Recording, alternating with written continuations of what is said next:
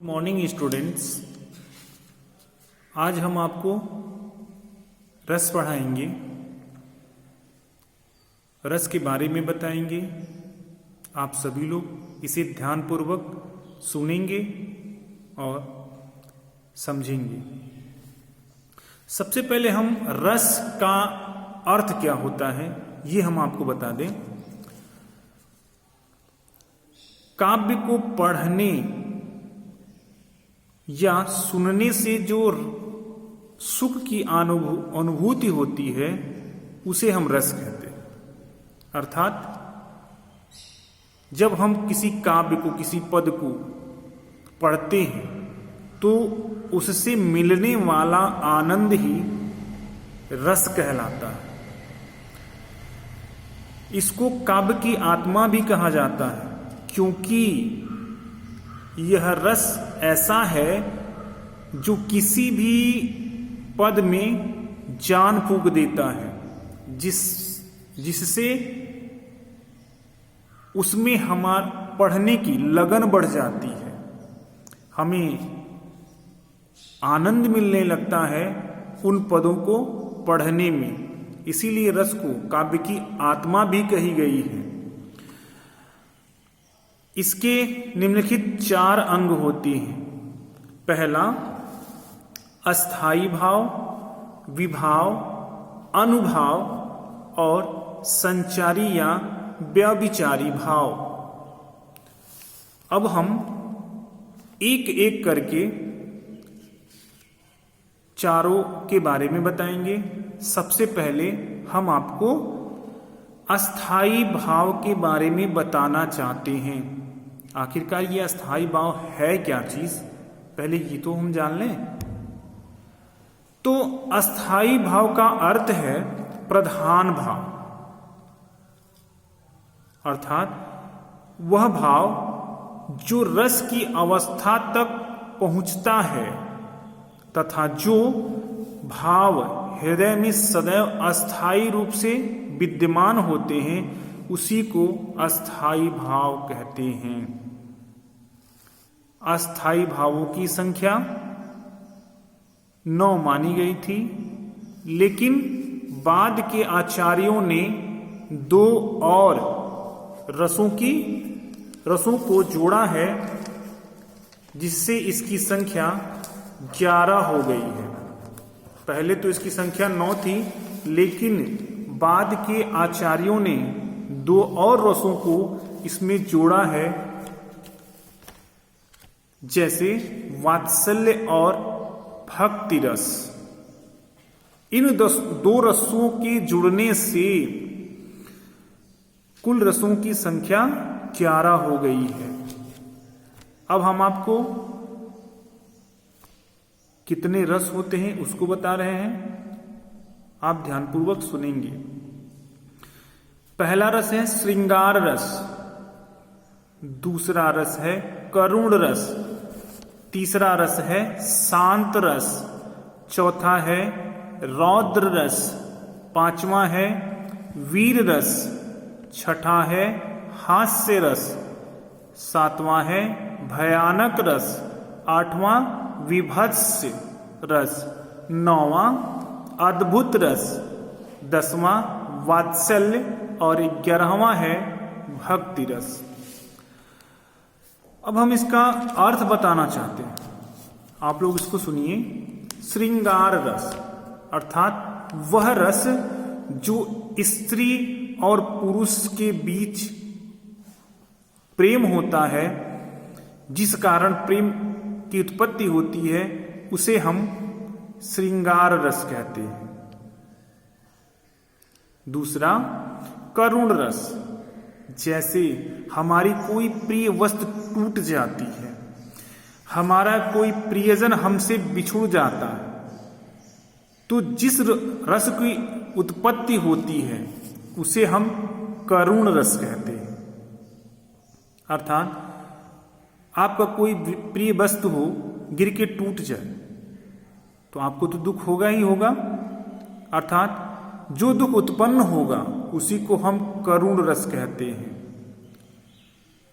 या शोक, इसे शोक भी कहते हैं। आगे शांत रस अर्थात संसार के प्रति उदासीन भाव। इस संसार में जो घटनाएं घटित हो रही हैं, जब हम उस पे बैठ करके चिंतन करते हैं, मनन करते हैं, उस रस को हम शांत रस कहते हैं। नेक्स्ट रौद्र रस, चूंकि नाम से ही ये रौद्र अधिक गुस्से का आभास कर रहा है, नाम से ही स्पष्ट है, इसलिए हम आपको आगे बताएंगे। जैसे किसी कार्य की असफलता के कारण उत्पन्न भाव, जैसे हम कोई कार्य कर रहे हैं और हम उसमें असफल हो गए, नाकामयाब हो गए, हम कर नहीं पाए, तो उस समय जो हमारे अंदर गुस्सा होता है, क्रोध होता है, उसी को हम रौद्र रस कहते हैं। आगे वीर रस अर्थात दया, दान, वीरता आदि के संबंध में प्रसन्नता का भाव, अर्थात जब हम किसी पर दया दिखाते हैं, किसी को दान देते हैं, कोई वीरता का कार्य करते हैं, तो हमारे अंदर, हमारे हृदय में, हमारे उर में जो खुशी या उत्साह उत्पन्न होता है, उसे हम वीर रस कहते हैं। आगे हास्य रस, अंगों या वाणी के विषय से उत्पन्न उल्लास या हंसी, जैसे हम चुटकुला कहते हैं। जब हम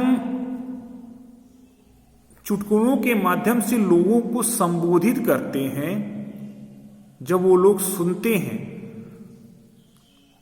तो लोगों के हृदय में क्या होता है? खुशी मिलती है, उल्लास उत्पन्न होता है, लोग हंसते हैं।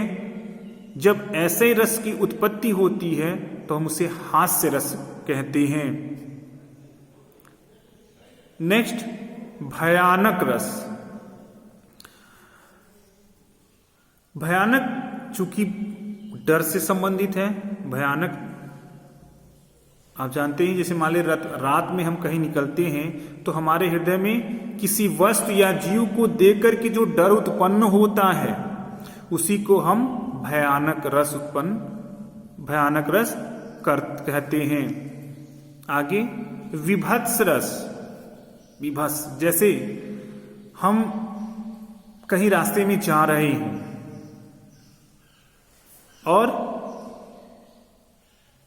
कोई दुर्घटना हो गई, उसके अंग या मांस के लोथड़े इधर उधर बिखरे हुए हों, किसी जीव जंतु के मांस के टुकड़े इधर उधर बिखरे हुए हों, और जब उसे हम देखते हैं तो हमारे मन में क्या होता है?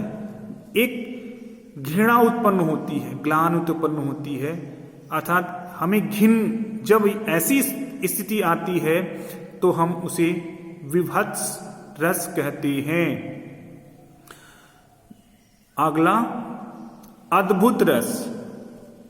जब हम किसी आकर्षण वस्तु को देखते हैं तो हमारे मन में आश्चर्य उत्पन्न होता है, अरे यह चीज कैसे बन गई?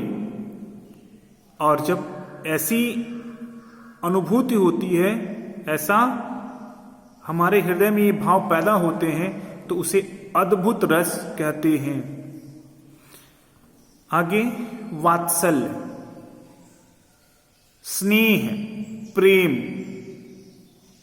वात्सल्य रस का अर्थ क्या है? हमारे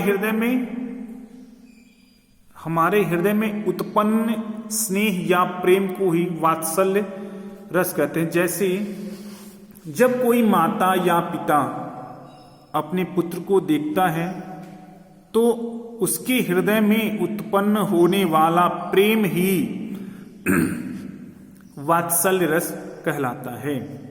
आगे भक्ति रस, अर्थात एक भक्त के हृदय में ईश्वर के प्रति उत्पन्न होने वाला भक्ति प्रेम ही भक्ति रस कहलाता है।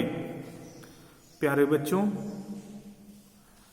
हमने आपको 11 रस और उसका अर्थ बताया। हमें आशा है कि आपको यह समझ में आया होगा।